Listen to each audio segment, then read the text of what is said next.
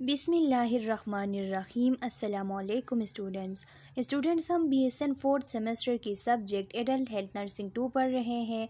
Adult health nursing 2 में हमने unit 3 start किया हुआ है, न्यूरोलॉजिकल नर्सिंग में हमने 5 डिजीज़ कंप्लीट कर लिए जो कि हमारे चैनल के प्लेलिस्ट में मौजूद हैं, और चैनल के प्लेलिस्ट का लिंक आप लोगों को इस वीडियो लेक्चर के डिस्क्रिप्शन के एंड में मिल जाएगी, वहाँ से आप स्टडी कर सकते हैं। आज का हमारा जो वीडियो लेक्चर है इसमें हम डिजीज़ नंबर 6 पढ़ेंगे, मेनिंजाइटिस। तो स्टूडेंट्स, वीडियो लेक्चर को स्टार्ट करने से पहले आप लोगों से छोटी सी रिक्वेस्ट है कि अगर आप हमारे चैनल लेक्चर्स बाय मुश्तफ़ा अज़हर में नए हैं तो चैनल को सब्सक्राइब करें, बेल आइकन को प्रेस करें ताकि आने वाली न्यू वीडियो लेक्चर्स की नोटिफिकेशन आप लोगों को मिल सके, और इस वीडियो लेक्चर को लाइक ज़रूर करें। मेनिंजाइटिस में स्टूडेंट्स, ज़ाहिरी सी बात है कि आप लोग समझ गए होंगे कि मेनिंजिस की बात हो रही है और मेनिंजिस में इन्फ्लेमेशन की बात हो रही है। ब्रेन के इर्द गिर्द जो लेयर होते हैं जिन्होंने ब्रेन को प्रोटेक्ट किया हुआ है, एक ख़ास किस्म की प्रोटेक्शन दी हुई है, उन लेयर्स को मेनिंजिस कहा जाता है, जिसमें पिया मैटर, आर्कनोइड मैटर और दूरा मैटर इंक्लूड है। और अगर मेनिंजिस में कोई इन्फ्लेमेशन आ जाती है तो इसके लिए लफ्ज़ मेनिंजाइटिस यूज़ की जाती हैं। डिस्क्रिप्शन में लिखा हुआ है, meningitis is an inflammation of subarachnoid space and meninges. It can be classified as caused by bacterial infection, septic caused by bacterial infection, or aseptic caused by viral infection। यानी meningitis वो condition के जिसमें सब अर्कनोइड space में या फिर meninges में कोई इन्फ्लेमेशन हो जाए, और इसको क्लासिफाई किया गया है दो में। एक को कहा जाता है सेप्टिक मेनिंजाइटिस और एक को कहा जाता है एसेप्टिक मेनिंजाइटिस। सेप्टिक मेनिंजाइटिस वो इन्फ्लेमेशन के जिसमें अगर इन्फ्लेमेशन बैक्टीरियल इन्फेक्शन की वजह से हुआ है, अगर बैक्टीरिया चली गई है मेनिंजेस तक और उनकी वजह से वहाँ पे इन्फ्लेमेशन हो चुकी है, तो इसको कहा जाता है सेप्टिक मेनिंजाइटिस। और अगर बैक्टीरिया के अलावा किसी और ऑर्गेनिज़म की वजह से है तो उसको कहा जाता है एसेप्टिक मेनिंजाइटिस। किसी और ऑर्गेनिज़म में वायरस भी शामिल है और मुख्तलिफ़ किस्म के अदर माइक्रो ऑर्गेनिज़म भी इसमें शामिल हैं। अब आप लोग सोच रहे होंगे कि हमेशा इस तरह होता है कि जो वायरल इन्फेक्शंस होते हैं तो उनको हम इस तरह समझते हैं कि वायरल इन्फेक्शन ख़तरनाक होती हैं as compare to bacterial infection. तो यहाँ पे जो बहुत ज़्यादा ख़तरे की बात होती है, सीवियर कंडीशन होती हैं, वो बैक्टीरिया की वजह से होती हैं। अगर मेनिंजाइटिस बैक्टीरियल मेनिंजाइटिस है तो ये बहुत सीवियर होती है, क्योंकि बैक्टीरियल मेनिंजाइटिस की वजह से वहाँ पे सेप्सिस फॉर्मेशन और वो जो पस फॉर्मेशन है वहाँ पे फिर पायोजेनिक वो हो जाता है। तो ये जब पस फॉर्मेशन स्टार्ट हो जाती है तो ये बहुत तेज़ी से फैलता है, बहुत तेज़ी से पूरे मेनिंजेस में पस फॉर्मेशन, और जिसकी वजह से फर्दर कॉम्प्लिकेशन। तो इस वजह से बैक्टीरियल जो मेनिंजाइटिस है वो ज़्यादा कॉम्प्लिकेटेड होता है एज़ कम्पेयर टू वायरल और अदर ऑर्गेनिज़म की वजह से होती हैं। तो इसीलिए सेप्टिक लफ्ज़ बैक्टीरियल इन्फेक्शन के लिए यूज़ की जाती हैं। Exudate formation causes meningeal irritation and increase intracranial pressure. देखिए, एक्सुडेट फॉर्मेशन जब स्टार्ट हो जाती हैं तो इस एक्सुडेट फॉर्मेशन की वजह से मेनिंजेस में इरिटेशन होती हैं और इंट्राक्रैनियल प्रेशर इंक्रीज़ होती हैं। तो अगर बैक्टीरियल इन्फेक्शन की वजह से हुआ है तो उसमें जो पस फॉर्मेशन स्टार्ट हो जाती हैं तो वो पस पूरा जो है पूरे मेनिंजेस में फैल जाती हैं। ब्रेन के इर्द गिर्द, स्पाइनल कॉर्ड के इर्द गिर्द सारे मेनिंजेस में जब फैल जाती हैं तो इसकी वजह से इंट्राक्रैनियल प्रेशर बहुत ही ज़्यादा हाई हो जाता है। Meningococcal meningitis is caused by Neisseria meningitis, a highly contagious organism. यानी मेनिंजाइटिस की एक टाइप लिखी हुई है कि मेनिंजोकोकल, यानी मेनिंजोकोकल मेनिंजाइटिस एक टाइप है मेनिंजाइटिस की जो कि नेज़ेरिया मेनिंजाइटिस की वजह से होती है। नेज़ेरिया मेनिंजाइटिस जो है ये एक बैक्टीरिया का नाम है, इसकी वजह से जो इन्फ्लेमेशन हो जाती है मेनिंजेस में तो इसके लिए हम लफ्ज़ यूज़ करते हैं मेनिंजियोकोकल मेनिंजाइटिस। ये एक बहुत ज़्यादा हाईली कंटाजियस ऑर्गेनिज्म है, यानी ये एक से दूसरे में ट्रांसफ़र होने में बहुत ज़्यादा कम टाइम लेता है, बहुत तेज़ी से ये एक से दूसरे में ट्रांसफ़र हो जाती हैं। इसके अलावा दूसरे नंबर पे है हीमोफिलस इन्फ्लुएंजा मेनिंजाइटिस, यानी the most common bacterial meningitis in infant and children. बच्चों में जो 1 ईयर के बच्चे होते हैं उनमें, और इससे जो यंगर बच्चे होते हैं उनमें ये बहुत ज़्यादा कॉमन है हीमोफिलस इन्फ्लुएंजा वाला मेनिंजाइटिस, कि हीमोफिलस इन्फ्लुएंजा इन बच्चों में मेनिंजाइटिस काज करता है। तो एमसीक्यूज बन सकती हैं कि which one type of the meningitis is most common in infants and children. तो आपको याद हो कि ये हीमोफिलस इन्फ्लुएंजा मेनिंजाइटिस है जो कि इन्फेंट्स में और चिल्ड्रन में बहुत ज़्यादा कॉमन है। Pneumococcal meningitis is caused by streptococcus pneumoniae. एक होता है नीमोकोकल मेनिंजाइटिस, जब मेनिंजाइटिस स्ट्रेप्टोकोकस निमोनिया काज करती है तो इसकी वजह से काज होने वाली मेनिंजाइटिस को हम नीमोकोकल मेनिंजाइटिस कहते हैं। It can be severe complication of an upper respiratory track infection. ये कब होती हैं? जब भी अपर रिस्पायरेटरी ट्रैक में इन्फेक्शन हो जाती है और वो इन्फेक्शन वक्त पे ठीक नहीं होती, उसकी ट्रीटमेंट नहीं की जाती, तो वो कॉम्प्लिकेटेड हो जाती हैं और उसकी कॉम्प्लिकेशन में ये शामिल है कि इसकी वजह से नीमोकोकल मेनिंजाइटिस हो जाती है, ये मेनिंजिस तक फैल जाती हैं। is the most common type of meningitis after neurosurgery and has a highly mortality। और ये हमेशा तब होती है जब कोई न्यूरोसर्जरी की जाए।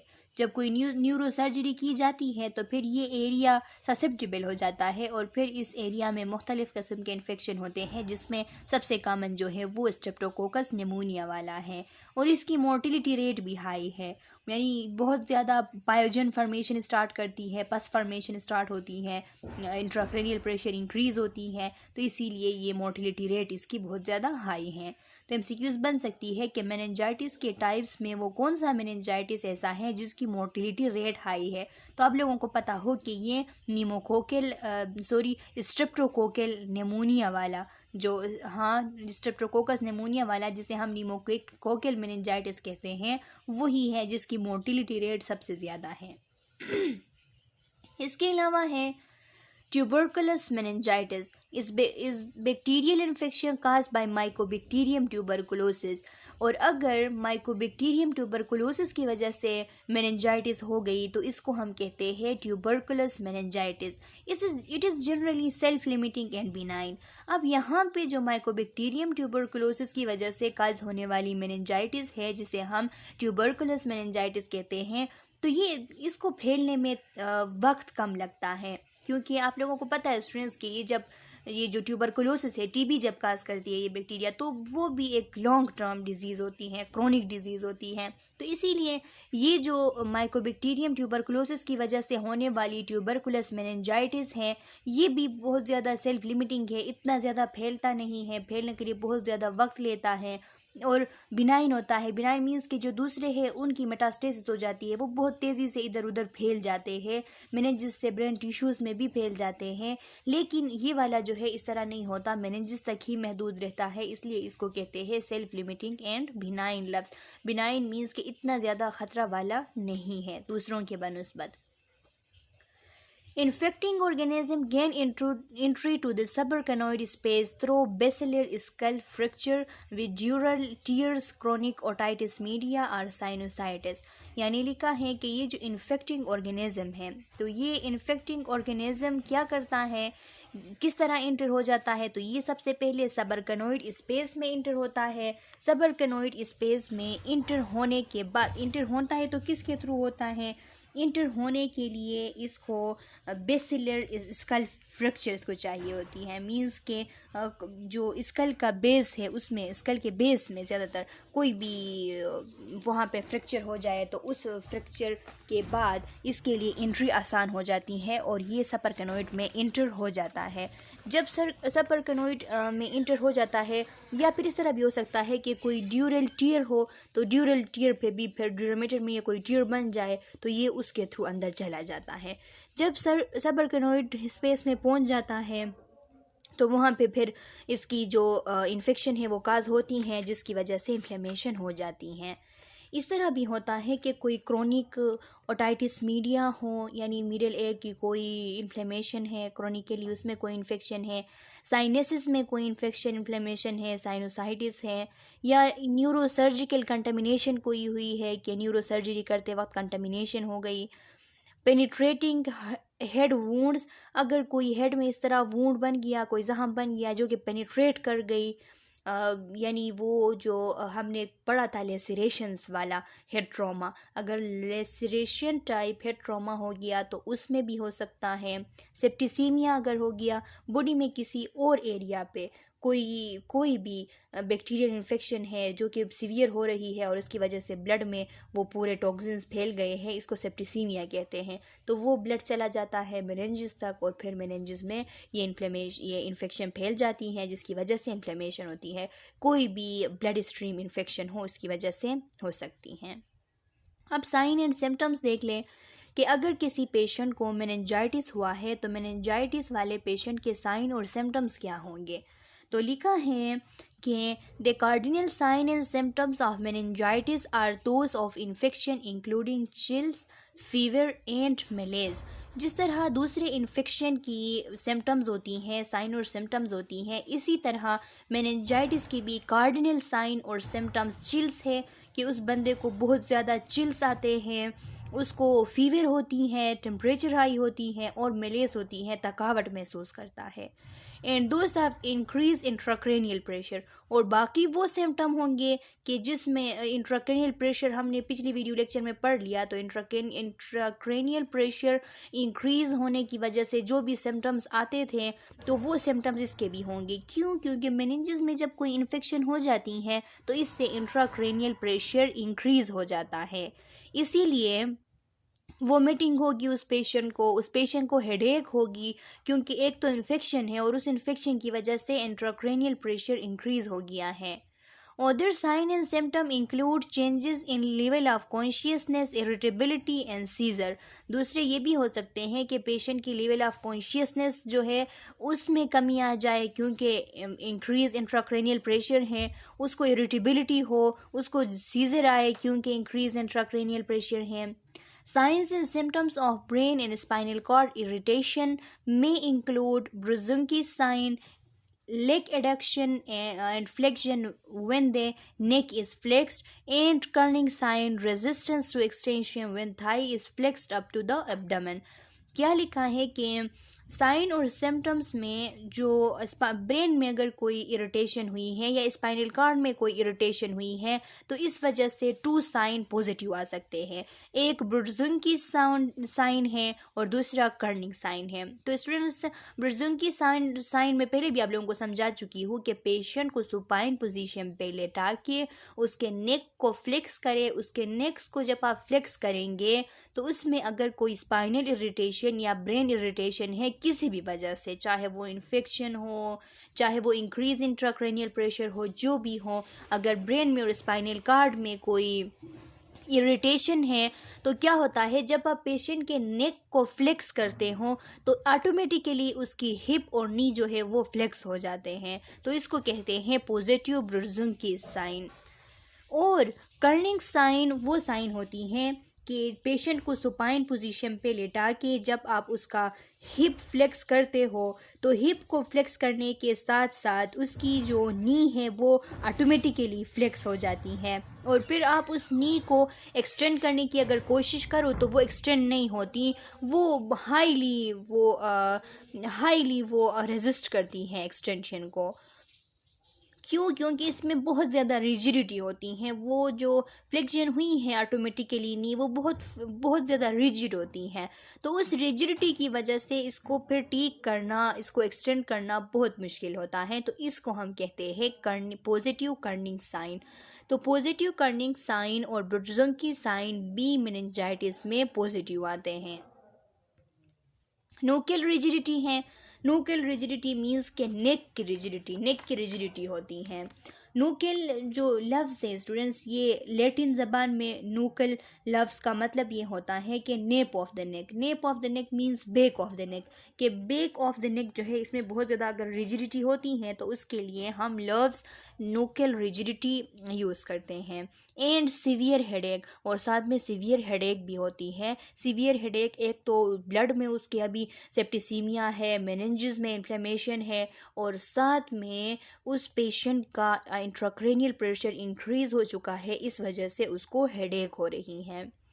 Irritation of cranial nerve 2 may cause blindness and papilledema, यानी इस मेनिंजाइटिस की वजह से अगर मुख्तलिफ मेनिंजाइटिस जब हो जाती हैं तो मेनिंजेस में जब प्रॉब्लम आ जाती है तो नर्व भी फिर सही से फंक्शन नहीं कर पाती, क्योंकि ये स्पाइनल कार्ड और ब्रेन में इरिटेशन काज करती हैं। तो फिर जब इरिटेशन हो गई तो ये बहुत ज़्यादा सेंसिटिव पार्ट होते हैं हमारे बॉडी के, तो इरिटेशन जब इसमें काज होती है तो फिर यहाँ इसका जो फंक्शन है वो भी ख़राब हो जाता है। इंट्राक्रेनियल प्रेशर इंक्रीज़ होता है, और इंट्राक्रेनियल प्रेशर इंक्रीज़ होने की वजह से ब्रेन के मुख्तलिफ कंपार्टमेंट पे, मुख्तलिफ नर्व्स पे प्रेशर पड़ती हैं। और अगर इन सब की वजह से क्रेनियल नर्व 2 की अगर इरिटेशन हो गई तो क्रेनियल नर्व 2 कौन सा नर्व है? जो ऑप्टिक नर्व है। अगर ऑप्टिक नर्व की इरिटेशन हो गई तो इसकी वजह से ब्लाइंडनेस काज हो सकती है और पेपिलिडीमा काज हो सकती है। पेपिलिडीमा किसे कहते हैं? ये जो आई का जो ऑप्टिक डिस्क होता है, इसकी जब स्वेलिंग हो जाती है इंक्रीज इंट्राक्रेनियल प्रेशर की वजह से, तो इसको हम पेपिलिडीमा कहते हैं। अगर किसी और वजह से इस ऑप्टिक डिस्क की स्वेलिंग हो जाती है तो इसको हम सिंपली ऑप्टिक डिस्क इन्फ्लेमेशन कहते हैं, लेकिन या फिर हम कहते हैं ऑप्टिक डिस्क एडीमा कहते हैं, सिंपली ऑप्टिक डिस्क एडीमा। लेकिन जब इंट्राक्रेनियल प्रेशर इंक्रीज होने की वजह से ऑप्टिक डिस्क की स्वेलिंग हो जाती है तो इसको हम तब पेपिलेडीमा कहते हैं।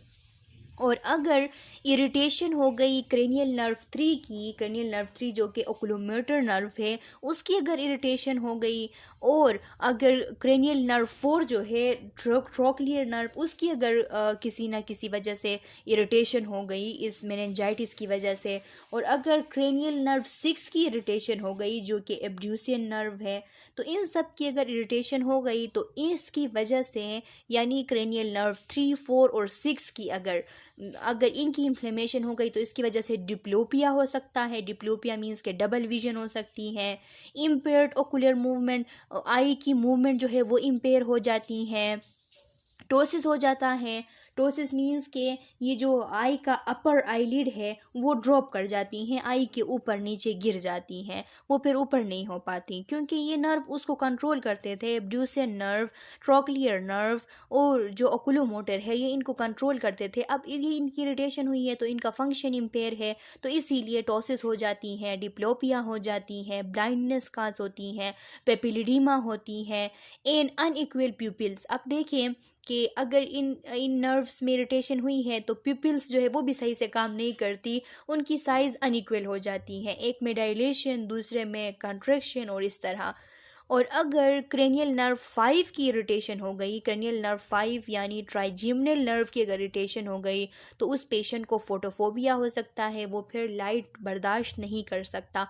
और अगर क्रेनियल नर्व 7 जो फेशियल नर्व है उसकी अगर इरिटेशन हो गई तो फेशियल पेरेसिस हो सकती है। फेशियल पेरेसिस मींस के फेस की हाफ पैरालिसिस हो सकती है, पार्शियल पैरालिसिस हो सकती हैं।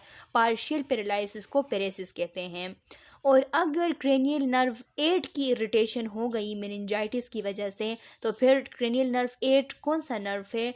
जो वेस्टिब्यूलोकोक्लियर नर्व है, तो इसकी अगर इरिटेशन हो गई तो टिनाइटिस काज हो सकती है। टिनाइटिस मीन्स के मुख्तलिफ़ किस्म के साउंड जो है वो इंटरनल बॉडी से साउंड जो है वो सुनाई देते हैं बंदे को। रिंगिंग साउंड उसके ईयर्स में सुनाई देता है, बजिंग, ग्रिंडिंग या इस तरह कुछ भी साउंड उसके कान में सुनाई देते हैं, तो इसको टिनाइटिस कहते हैं। या फिर बंदा जो है वो उसको डीफनेस हो जाती है, वो उसको फिर बहरा हो जाता है, उसको फिर कोई कुछ जो है सुनाई नहीं देता।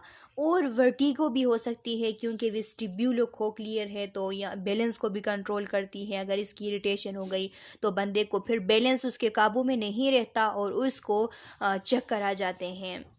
डायग्नोसिस और ट्रीटमेंट किस तरह कर सकते हैं आप मेनिंजाइटिस की, तो लिखा है डायग्नोसिस में be based on physical examination findings and the result of lumbar puncture. यानी डायग्नोसिस आप फिजिकल एग्जामिनेशन के बेस पे कर सकते हो, फिजिकली एग्जामिन करोगे कि फिजिकली अगर ये जो जितने भी हमने सिम्टम्स पढ़े ये सिम्टम्स मौजूद हैं तो फिर आप कह सकते हो कि मेनिंजाइटिस है। ख़ास करके जो इन्फेक्शन के सिम्टम्स, फीवर, मेलेस और साथ में इंक्रीज इंट्राक्रैनियल प्रेशर के जो सिम्टम्स है, वॉमिटिंग और नोज़िया और हेडेक, ये सब कुछ अगर मौजूद है तो आप अंदाज़ा लगा सकते हो कि पेशेंट को मेनिंजाइटिस हुआ है। और फिर अगर लंबर पंक्चर करेंगे, लंबर पंक्चर करके सीएसएफ की कल्चर करेंगे, सीएसएफ को स्टडी करेंगे, उसके कलर को स्टडी करेंगे। सीएसएफ की कलर अगर हमें वो स्मोकी मिलती है तो हम समझ जाते हैं कि बैक्टीरियल इन्फेक्शन है कोई। अगर वो बिल्कुल क्लियर मिलती है और उसमें कार्बोहाइड्रेट कम होती है और प्रोटीन इंक्रीज़ आती है तो हम समझ जाते हैं कि ये वायरल है। और अगर हमें प्रोटीन कम मिलते हैं और कार्बोहाइड्रेट उसमें इंक्रीज़ होते हैं, प्रोटीन कम होते हैं और उसकी कलर पुरुलेंट होती है तो फिर हम समझ जाते हैं कि ये सीवियर बैक्टीरियल इन्फेक्शन है। अगर कलर जो है वो पुरुलेंट हमें नज़र आ गई सीएसएफ तो हम समझ जाते हैं कि इसकी जो है सीवियर बैक्टीरियल इन्फेक्शन है। सीरोलॉजिकल में हम सीरम को देखते हैं, सीरम में भी हम कार्बोहाइड्रेट देखते हैं, प्रोटीन देखते हैं, ये सब चीज़ें उसकी कलर वगैरह हम देखते हैं। इसके अलावा कल्चर करते हैं, ब्लड की कल्चर करते हैं, यूरिन कल्चर करते हैं, नेज़ल और फेरिंजियल म्यूकस, स्प्यूटम और स्किन लीजन्स जो है उन सब की हम कल्चर करते हैं ताकि मालूम हो सके कि ऑर्गेनिज़म बैक्टीरिया है, वायरस है, और अगर वायरस है तो कौन सा वायरस है और अगर बैक्टीरिया है तो कौन सा बैक्टीरिया है। इसको पता लगाने के लिए हम कल्चर करते हैं। Meningitis is treated with organism specific antibiotic therapy. और ट्रीटमेंट किस तरीके से, ट्रीटमेंट में वो ऑर्गेनिज्म का पहले पता लगाएंगे कि कौन सा ऑर्गेनिज्म है, तो उसको पता लगाने के बाद हम उस ऑर्गेनिज्म से स्पेसिफिक जो उसके लिए हम कल्चर और सेंसिटिविटी टेस्ट में देखते हैं, तो सेंसिटिविटी टेस्ट में पता चल जाता है कि कौन सा एंटीबायोटिक उस ऑर्गेनिज्म के लिए स्पेसिफिक है, तो हम वही एंटीबायोटिक से ट्रीट करते हैं। लेकिन सबसे पहले जब मेनिंजाइटिस अगर कंफर्म हो जाए कि मेनिंजाइटिस है तो उस टाइम ब्रॉड स्पेक्ट्रम एंटीबायोटिक ज़रूर देने चाहिए ताकि कल्चर और सेंसिटिविटी टेस्ट के रिपोर्ट आने तक इन्फेक्शन आपके कंट्रोल में रहे। An anticonvulsant may be administered to decrease the risk of seizure. An analgesic may be given to reduce headache, which is common with meningitis. Anticonvulsant administer करने चाहिए पहले से ही ताकि सीजर को कंट्रोल किया जा सके, सीजर को प्रिवेंट किया जा सके। एनाल्जेसिक एडमिनिस्टर करने चाहिए ताकि हेडेक कम हो, क्योंकि मेनिंजाइटिस की वजह से हेडेक होती है, हेडेक बहुत ज़्यादा कॉमन होती है मेनिंजाइटिस में। Prophylactic antibiotic therapy may be prescribed for family members and other people who have had close contact with the patient who has bacterial meningitis. अगर किसी पेशेंट की बैक्टीरियल मेनिंजाइटिस डायग्नोज हो गई तो उसके साथ जो दूसरे लोग हैं, उसके साथ जो क्लोज कांटेक्ट में लोग हैं, उनको प्रोफाइलेक्टिकली आप एंटीबायोटिक थेरेपी स्टार्ट करेंगे ताकि उनमें मेनिंजाइटिस होने से बचाया जा सके। अगर है तो प्राइमरी स्टेज में ही इसको ख़त्म किया जा सके, ट्रीट किया जा सके। Supportive measures include reducing fever, ensuring adequate hydration and nutrition, providing mechanical ventilation if necessary, and preventing and treating increase intracranial pressure.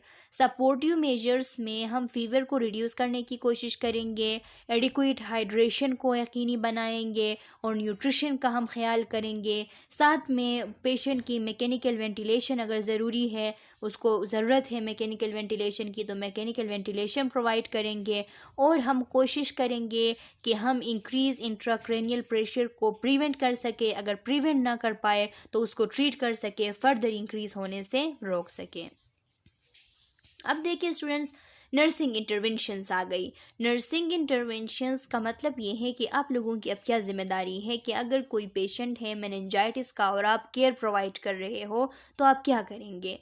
Perform neurological examinations and check vital sign hourly. आप neurological examination करेंगे और हर 1 घंटे बाद vital sign check करेंगे। early detection of increased intracranial pressure, hyperthermia, hydrocephalus and shock can help prevent complication. अगर आप early detect करेंगे कि इंट्राक्रेनियल प्रेशर इंक्रीज़ हुआ है, पेशेंट को हाइपरथर्मिया है या हाइड्रोसेफेलस है, ब्रेन टिश्यूज़ के अंदर कोई CSF की अकोमुलेशन हो गई है या किसी और फ्लूइड की वहाँ पे अकोमुलेशन हो गई है, शॉक हो गई है पेशेंट को, ये सब चीज़ें अगर आप एयरली डिटेक्ट करोगे तो फिर कॉम्प्लिकेशन को प्रिवेंट कर सकोगे. Implement isolation technique if the causative agent is highly contagious. Bacterial meningitis is transmitted by direct and sometimes indirect contact with respiratory droplet of the infected peoples and carriers. यानी आप क्या करेंगे, isolation पे रखेंगे patient को. अगर causative agent highly contagious है, अगर बहुत ज़्यादा फैलने वाली कंडीशन है, तो फिर अगर बैक्टीरियल मेनिंजाइटिस है और वो बहुत ज़्यादा कंटाजियस ऑर्गेनिज्म है, तो तब आप क्या करेंगे, पेशेंट को आइसोलेशन पे रखेंगे, क्योंकि ये ट्रांसमिट हो सकती हैं डायरेक्ट कांटेक्ट के थ्रू भी और इनडायरेक्ट कांटेक्ट के थ्रू भी. अगर डायरेक्टली भी पेशेंट के रिस्पायरेटरी ड्रॉपलेट से अगर कांटेक्ट हो गई और इनडायरेक्ट कांटेक्ट भी हो गई, तो फिर जाके आपको भी मेनिंजाइटिस हो सकती है. इसीलिए पेशेंट को आइसोलेशन पे रखेंगे ताकि उसके दूसरे फैमिली वालों को ये कंडीशन ट्रांसमिट ना हो सके. Report meningococcal meningitis to local health authorities. Report other bacterial meningitis in endemic area only. और अगर मेनिंजोकोकल मेनिंजाइटिस है तो ये सबसे ज़्यादा कंटाजियस है और सबसे सीवियर है, तो इसी वजह से अगर मेनिंजोकोकल मेनिंजाइटिस है तो आप जल्दी से जो हेल्थ केयर अथॉरिटीज़ है उन लोगों को बताएंगे ताकि वो उस जगह पे जाके दूसरे लोगों को भी मॉनिटर करे और इसको फैलने से रोक सके. और अगर दूसरे जो बैक्टीरियल मेनिंजाइटिस है मेनिंजोकोकल के अलावा जो दूसरे हैं, तो उस टाइम सिर्फ जो एंडेमिक एरिया है जहाँ से वो पेशेंट आया है तो उस एरिया में आप रिपोर्ट करेंगे. Monitor fluid intake and output to prevent over hydration. आप क्या करेंगे, फ्लूइड इनटेक को मॉनिटर करेंगे, आउटपुट को मॉनिटर करेंगे ताकि आप जो ओवर हाइड्रेशन है उसको प्रिवेंट कर सको. यानी पेशेंट को ओवर हाइड्रेट होने नहीं देना है, क्योंकि इससे इंट्राक्रेनियल प्रेशर इंक्रीज़ होती है. देखिए लिखा है कि इसकी वजह से सेरेब्रल एडिमा होती है और सेरेब्रल एडिमा की वजह से इंट्राक्रेनियल प्रेशर इंक्रीज़ होती है. Provide nutritional support to maintain immune response and fluid and electrolyte balance. Enteral feeding may be required. यानी आप क्या करेंगे, न्यूट्रिशनल सपोर्ट प्रोवाइड करेंगे ताकि पेशेंट जो है उसकी इम्यून रिस्पॉन्स जो है वो भी मेंटेन रह सके. आप सपोर्ट करेंगे कि इम्यून रिस्पॉन्स भी मेंटेन रहे और फ्लूइड और इलेक्ट्रोलाइट भी अपने बैलेंस पे रहें. इंटेरल फीडिंग आप करवाएंगे अगर रिक्वायर हो. Provide proper positioning, skin care and range of motion exercise to prevent complication of immobility such as contracture deformities. यानी आप क्या करेंगे, आप पेशेंट की प्रॉपरली पोजीशनिंग करेंगे, पोजीशन उसकी चेंज करेंगे, उसके स्किन केयर करेंगे, रेंज ऑफ मोशन एक्सरसाइज उससे करवाएंगे ताकि इमोबिलिटी की जो कॉम्प्लिकेशन है, इमोबिलिटी के जो कॉम्प्लिकेशन है उसमें सबसे पहला है कंट्रक्चर्स, यानी कंट्रक्चर्स डिफॉर्मिटीज़. कंट्रक्चर होने की वजह से, कंट्रक्चर जब बहुत ज़्यादा टाइटनिंग हो जाती है, बहुत ज़्यादा मसल्स लिम्ब्स के फिक्स टाइटनिंग उनकी हो जाती है, रिजिडिटी उनमें आती है, तो इसको हम कंट्रक्चर डिफॉर्मिटीज़ कहते हैं. और इस कंट्रक्चर की वजह से जब कोई ख़राबी वहाँ पे पैदा होती है तो उसके लिए हम लफ्ज़ डिफॉर्मिटीज़ यूज़ करते हैं. तो इमोबिलिटी की वजह से कंट्रक्चर डिफॉर्मिटीज़ हो सकती हैं. इस तरह स्ट्रिचिंग हो सकती है लिम्ब्स की, मसल वास्टिंग हो सकती हैं, नमूनिया हो सकता है, प्रेशर अल्सर हो सकती है. तो ये सब चीज़ें अगर आप प्रिवेंट करना चाहते हो तो पेशेंट की पोजीशनिंग करवाए, proper skin care they, range of motion exercise करवाए. Provide a comfortable, quiet, dimly light environment to help prevent seizure and to reduce the discomfort of photophobia. आप पेशेंट को एक कंफर्टेबल इन्वायरमेंट में रखेंगे, patient को quite environment में रखेंगे, dimly light use करेंगे ताकि पेशेंट को सीज़र ना आए, क्योंकि ओवर स्टिमुलेशन की वजह से सीज़र्स आती हैं. और डिस्कम्फर्ट को आप जो फोटोफोबिया की डिस्कम्फर्ट है उसको भी रिड्यूस करने के लिए डिम लाइट में पेशेंट को रखेंगे, क्योंकि अगर जो नर्व्स हैं उनमें अगर इरिटेशन काज हुई है तो इस वजह से फोटोफोबिया हो सकती है पेशेंट को। Give emotional support to the patient and family, patient और फैमिली को इमोशनल सपोर्ट आप लोग देंगे। Provide referral for rehabilitation if neurological deficit are permanent, अगर न्यूरोलॉजिकल डिफिसिट जो आए हुए हैं, जो सेंसरी लॉस, मोटर लॉस और जो चेंजेस आई हुई है, तो अगर ये बहुत ज़्यादा परमानेंट है तो उस टाइम आप रिहेबिलिटेशन के लिए रिफ़र करेंगे। रिहेबिलिटेशन ऐसा होता है कि उसमें वो बंदा जो है वो पूरी तरह ठीक नहीं हो सकता, लेकिन फिजियोथेरेपी वगैरह इन सब टेक्निक के थ्रू इस तरह कोशिश करते हैं कि मैक्सिमम एबिलिटी उसमें लाया जा सके कि अगर उसकी हाथ बिल्कुल नहीं हिल रही है वो थोड़ा सा हिले, इस तरह वो कोशिश करते हैं। और अगर थोड़ी सी ख़राबी आई हुई है तो उसको थोड़ा सा, अगर 1% भी वो ठीक हो सकता है तो 1% भी उसको रिहेबिलिटेशन के थ्रू उसमें थोड़ी कैपेसिटी ले आते हैं। तो स्टूडेंट्स, ये कंप्लीट हो चुका मेनिंजाइटिस। मैं उम्मीद करती हूँ कि आप लोगों को समझ आ गई है। फिर भी अगर कोई कन्फ्यूजन, कोई क्वेश्चन है तो कमेंट सेक्शन में अपना क्वेश्चन डाल लें। मैं नेक्स्ट वीडियो लेक्चर में जब आप लोगों को डिजीज़ नंबर 7 पढ़ाऊँगी तो आप लोगों के क्वेश्चन का आंसर करूँगी। तब तक के लिए अल्लाह हाफिज़।